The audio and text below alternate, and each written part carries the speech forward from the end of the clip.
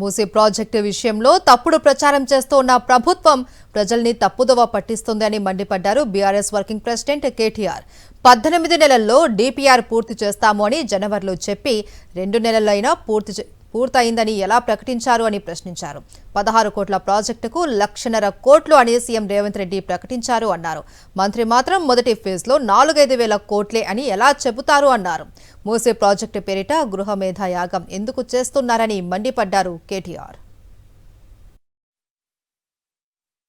Either you are misleading the house or misleading the people or you are being misled by your officers. Either one of them it is true, మంత్రి గారు. ADB ఇంతవరకు in principle ఇయ్యలేదు, మీరు DPR ఇయ్యలేదు, మీ దగ్గర DPR లేదు. 18 నెలల్లో తయారవుతుందన్న DPR 2 నెలలు ఎట్లా తయారైంది? 16,000 కోట్ల రూపాయలతో అయిపోయే ప్రాజెక్టుకు 1,50,000 కోట్లని ముఖ్యమంత్రి అనౌన్స్ చేసింది, నాది కాదు. 1,50,000 కోట్లని ఇక్కడ చెప్తున్నారు అధ్యక్ష. మరి మంత్రి గారి సమాధానంలో మొదటి ఫేజ్లో 4-5 వేల కోట్లని చెప్తున్నారు. మొదటి ఫేజ్ తర్వాత ఎన్ని ఫేజ్లు ఉంటాయి, ఎన్ని ఆస్తులు మీరు తీసుకుంటారు? వారు మంత్రి గారు 1,400 స్ట్రక్చర్స్ పోతాయన్నారు. గవర్నమెంట్ ఇచ్చిన గజెట్లో 10,000 స్ట్రక్చర్స్ అని గవర్నమెంట్ గజెట్ ఇచ్చింది. మరి 1,400 స్ట్రక్చర్స్ కరెక్టా, గవర్నమెంట్ ఇచ్చిన గజెట్ కరెక్టా, ఏది కరెక్టు? అసలు ప్రాజెక్ట్ యొక్క ఆలోచన ఏంది? 1,50,000 కోట్ల, 5,000 కోట్ల, 4,000 కోట్ల బ్లాక్ లిస్ట్ చేసిన కంపెనీలకు ఎందుకు ఇస్తున్నారు? డిపిఆర్ లేకుండా ఈ హడావుడు ఎందుకు? ఇల్లెందుకు కూలుస్తున్నారు?